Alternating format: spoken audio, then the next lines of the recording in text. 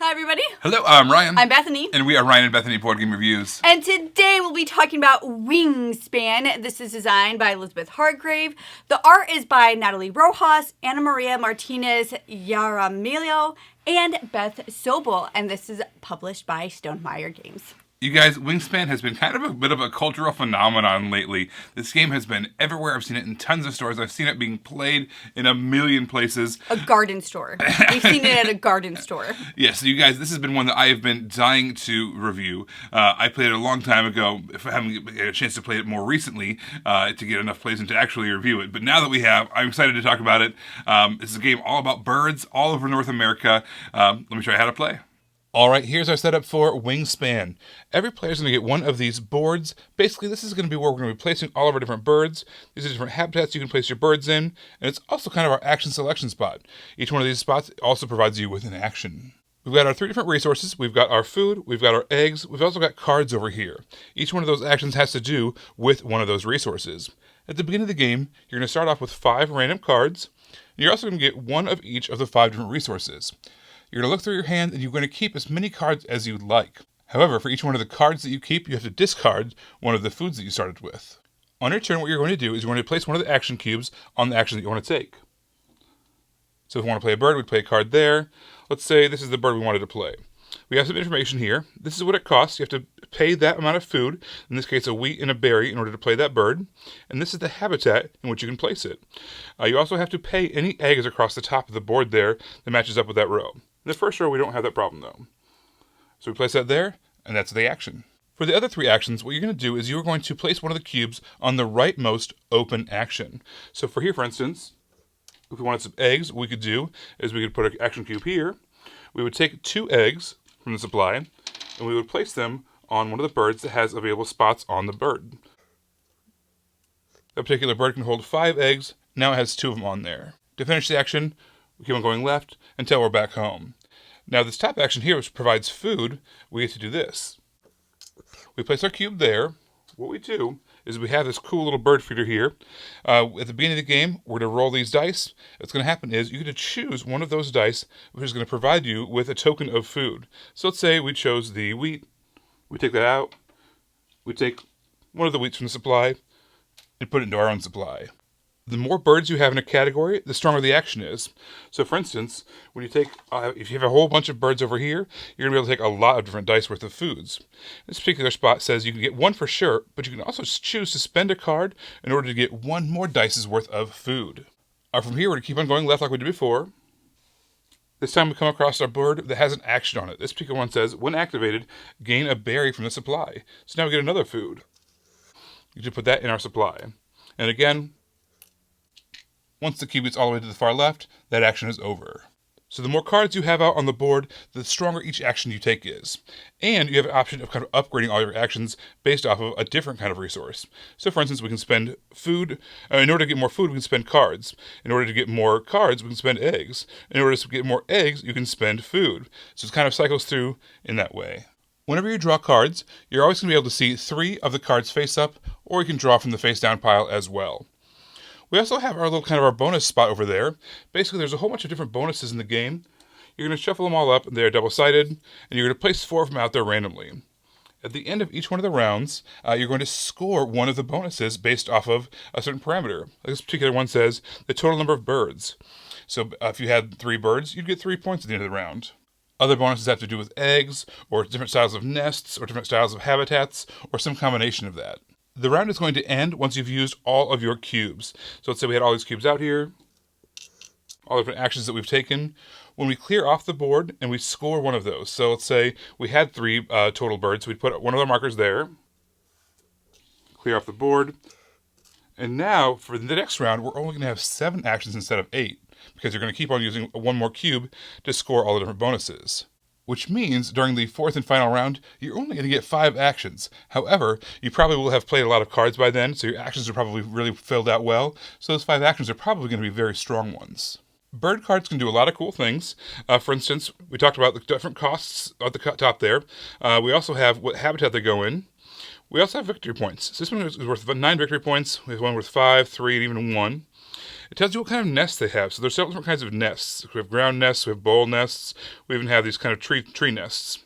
It also tells you how many eggs they can hold on the cards, which is important because holding eggs is points at the end of the game. It gives you some facts about the bird, even what the wingspan itself is, which comes in handy on some of the cards, which is also the namesake of the game. Also, you have cards that say when activated. That means when you take that action, in this case the forest action, which is gaining food, when you go across that, you're going to be able to activate that power. Other cards say things like when played. This one says when played, draw 2 bonus cards and keep 1. I'll show you bonus cards in a minute, but basically some cards activate as soon as you play them. We've got other cards that have this pink power that says once between turns. This particular one says, when another player's predator attack succeeds, gain a food dice from the bird feeder. So you have all these different powers that can happen from all these different things. All the cards are unique, and they can provide you with a variety of different benefits.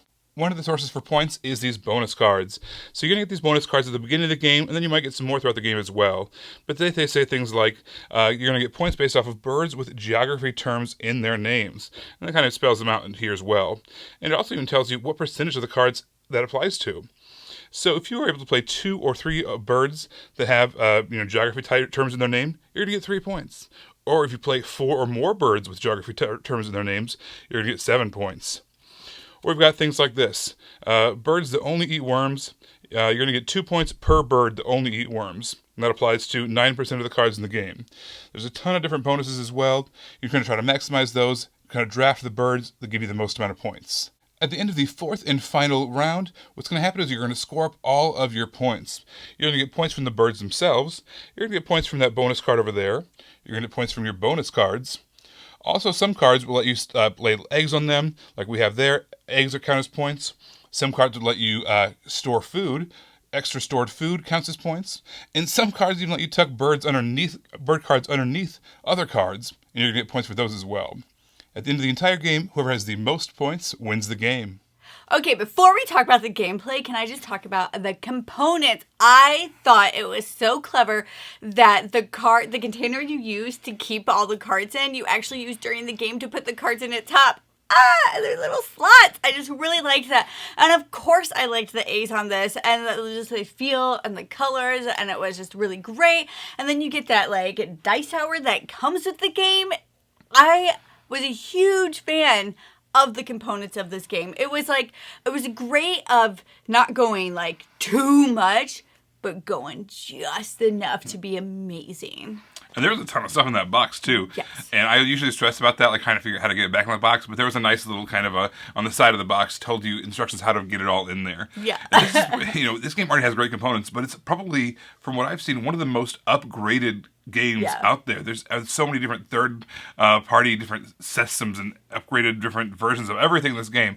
But why do you don't even need to? It's already great out of the box. All right, so this game, I think it really shines as an engine-building game. It's very, very smooth, right? But it's subtle. It's like you're playing cards down because that's the point of the game, but also it upgrades your system. So it doesn't even feel like you're trying to upgrade your system. You're just playing birds. But then over the course of the game, your actions get more and more efficient. So you're building this engine up without even really realizing or feeling like you're playing an engine building game. So each category of birds was its own action, and you were able to trigger those actions more and more efficiently as you went on, which I thought was great. I really loved the bird cards, which of course you'd have to if you like this game. That is the game. But there's a lot of things that I liked about them. One thing that I thought was incredible, so all of the birds had these abilities, whether they could be played when you placed them or played when you did an action in that row. And here's the thing that I really liked is when we were playing all these games, we didn't have to reference anything. The special abilities were so clear, so understandable that as soon as you played it, you knew what they were talking about. And all the little things on the card had a point. So the wingspan that's actually used for some of the birds of prey to eat some of the little birds, and so even the little bit of wingspan could come into play. And also I really liked a little bit of text at the bottom that just gave you informative information about all the birds, because you could definitely ignore that if you wanted to, and it wasn't in your face to where it was affecting your gameplay or affecting what you were able to read on the card, but it was still there to read if you wanted to. And of course I read all of my birds because I wanted to know what was happening, but it didn't interfere with the text that you needed. It was just a really well laid out designed card. I really like the bonuses that you got throughout this game. You play it in 4 quarters, basically. In each quarter, there's a new bonus that you're trying to achieve. And there's a whole bunch of options. The tiles were even double-sided, so that way you got twice as many. And on top of that, there was 2 sides of the bonus board itself. There was kind of a more aggressive one where you're trying to be the best at each given category, or there was a more kind of relaxed one where basically you got points based off of how well you did. And you could even tie with somebody or whatever else, and you get the same amount of points. So I thought it was a really cool kind of a mechanism to where you play it 2 different ways and have 2 different experiences based off of the other people at the table and how you want to play. Okay, are you guys ready? Are you guys ready for my overall thoughts? Are you ready? I'm ready. Okay. I think they're ready. So, I personally am just happy that I can checklist this off of a game I played. This has been such a gaping hole in my gaming experience. I have felt like such a poser whenever this game has been brought up because I haven't been able to say anything about it. I even had a coworker who, she really liked this game and she got those upgraded bits, or she was going to get that upgraded bit that just came out a couple of months ago for like the whole game, like the container. Doesn't matter. And I felt like such a loser for never being able to talk about this game because I hadn't played it. So I am personally just really excited that now I can speak about it when people bring it in lists. I can be like, I know what they're talking about. It's a good game. I liked it. It was solid. But I'm actually just really excited that I can say I've played it. I have played Wingspan. Booyah. So what are your thoughts on the game itself? Yeah, I said that. I said I liked it. That's not overall thoughts. Come on, give it a little something. It was good. It was smooth. I totally understand the hype about this game, and I can see how it can be brought about to non-gamers. Like, I want to play this with my parents, right? So my parents will play games. They're not huge gamers, but they'll play some games with us.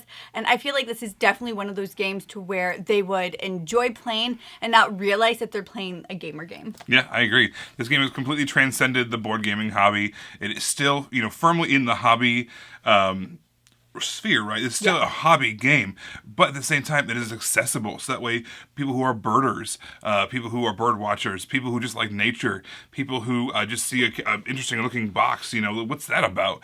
I think this has just broad appeal, which is why it's had just broad success as well. And absolutely, the hype is real. You can't live up fully to the hype because no one ever can. No. But at the same time, this is a fantastic game. It's middleweight, but it feels lighter than it really is because of just how well it was designed. I think this is a game that is going to be a success for a long time. This is going to be talked about for years to come. This is one of those, Ticket to Ride. Did it break 1 million? I'm sure it did. Yeah. I would be surprised if it didn't. Yeah. This is one of those games that's going to be up there with the pedestals with Ticket to Rides. It's going to be talked about for a very, very, very long time, and it deserves that spot. Everybody, thank you so much for watching. Don't forget to subscribe so you can see our videos as they come out. Until then, don't forget to follow us in all of these places. You guys, thanks for watching. We will see you next time. Bye.